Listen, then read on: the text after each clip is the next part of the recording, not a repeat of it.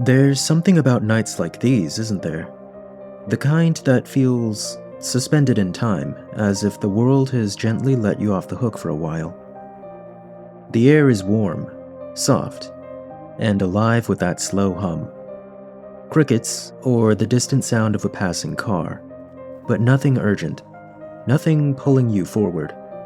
You're here, alone, but not lonely.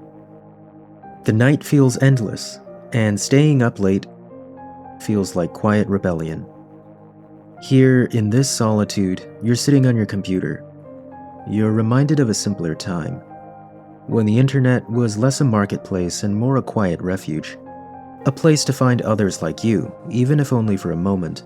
And as the night stretches on, you feel a small, enduring sense of connection to those who have walked these same paths long before you.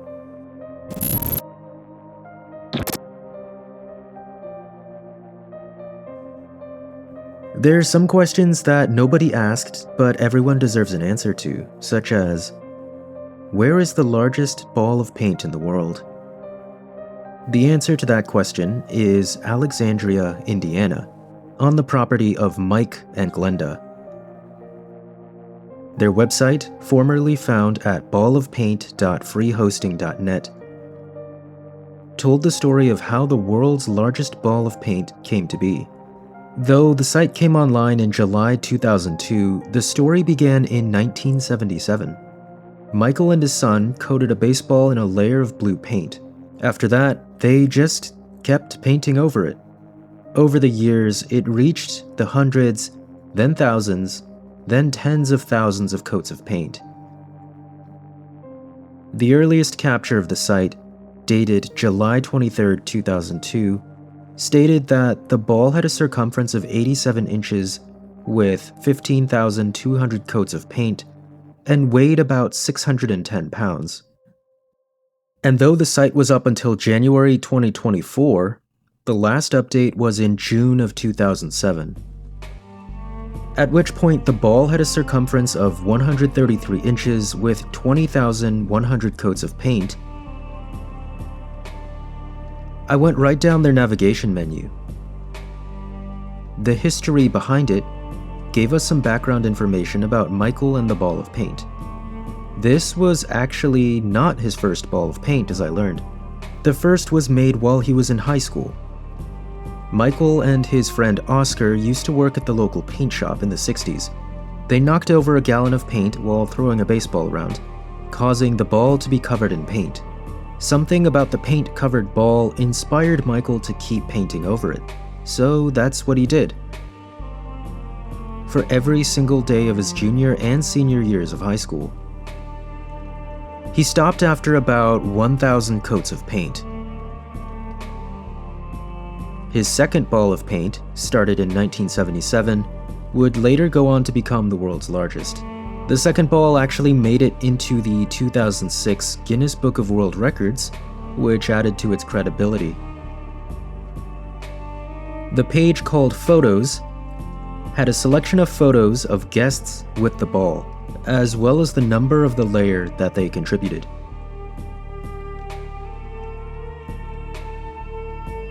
Next was Paint Bucket, which showed the number of layers of each color. In March of 2007, the most popular colors were yellow, with 2,278 coats, green, with 2,173 coats, and blue, with 2,079 coats. The least popular were maroon, with 3 coats, silver, tied with maroon at 3 coats, and lilac, with 6 coats. The final menu item was Ball of Paint Facts. A few interesting things I learned about the ball was that a gallon of paint was enough to paint the ball 12 times at the then diameter of 42.3 inches. And that moving the ball from Mike and Glenda's home to a roadside barn took a tractor and a crew of 4 people. I looked up the ball and Mike and Glenda to see where they were today. It's listed as a roadside attraction with fairly recent reviews and photos. The The ball had 29,465 layers as of early October, and the reviews were overwhelmingly positive.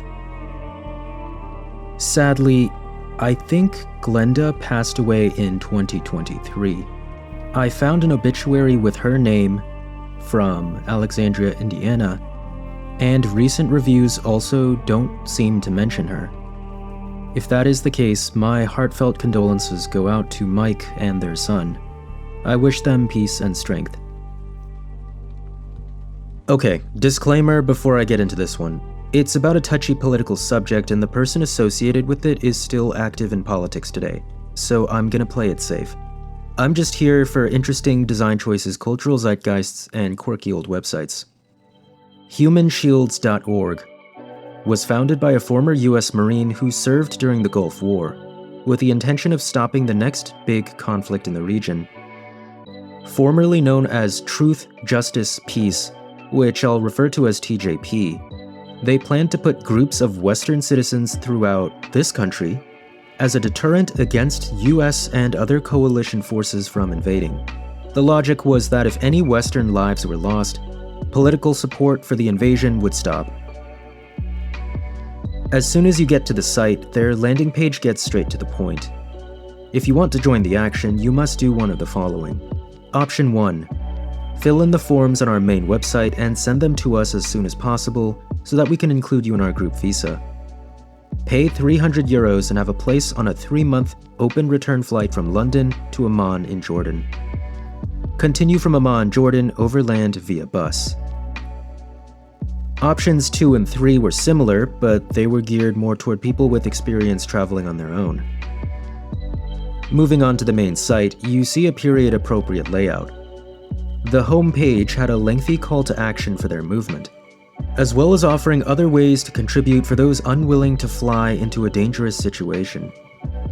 It also stated that they had garnered major media attention, being covered by press in the UK, Spain, Canada, the US, and the Netherlands, as soon as 1 week after they began organizing. The leader of the movement, an ex-Marine named Kenneth, explained his motivation for why he was doing this. Quote, "I feel a special need to do more than probably most. I am honored to be in the company of people who will take the steps that you are. It's also surreal and quite sad to see the phrase, assuming the war does happen, because their efforts were ultimately not enough to stop the conflict from happening. Looking back now, we know how the events went down, but the site came online 3 months before the invasion began. The earliest capture of the site was dated January 2003, while the invasion launched in March 2003.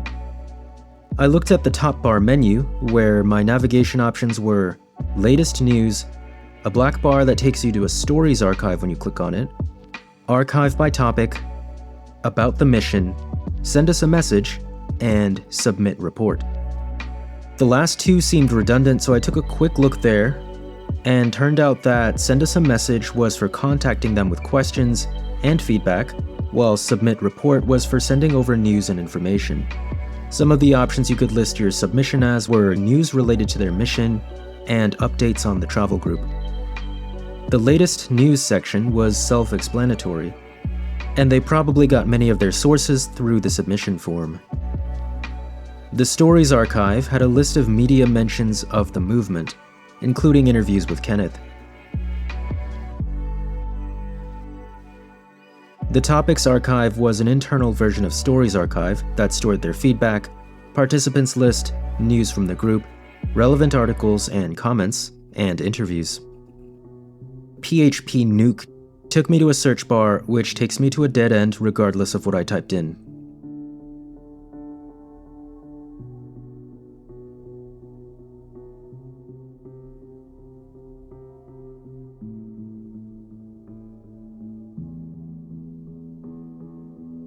Unlike the Mothers Against Video Game Addiction and Violence website, which I covered in a past video about old websites, the comments on this one were overwhelmingly supportive. In fact, Noam Chomsky, a well-known American philosopher and author, seemingly wrote to Ken to support his mission. Another one that stood out to me mentioned that someone had registered humanshields.com to oppose the site. I checked out humanshields.com, and it turned out to be a website parodying TJP's movement, harshly criticizing their efforts. I won't bother covering this site in detail, but I thought it was hilarious how quickly the creator lost interest and turned it into his personal site after like a month. At one point, he advocated for his hardcore band, and at another, listed his truck for sale. So, what effect did the TJP movement have? I learned that between 200 to 500 people actually made it into the country leading up to the invasion, and 80 remained throughout the initial bombing campaign. In February 2003, the Pentagon issued a statement saying that they would try to work around the shields, as long as they were not deployed to military sites. The 80 that stayed were never killed or injured, and their locations were never targeted. Though later in 2003, a telecoms building was bombed the day after one of TJP's shields pulled out of it. The movement also faced lots of criticism from the West, and some were petitioning that members of TJP be prosecuted for crimes. But that is its own rabbit hole. The site was online from January 2003 until December 2022. Today, it looks like one of those SEO bait websites being written in Indonesian talking about the psychology of betting. Internet archives are like a library that you never fully get to read. You could definitely try, but there will always be one more name you've never heard. One more title that will leave you fixated on what might be behind it. Check out my video that started it all, Exploring Internet Graveyards, Volume 1. Thank you for watching.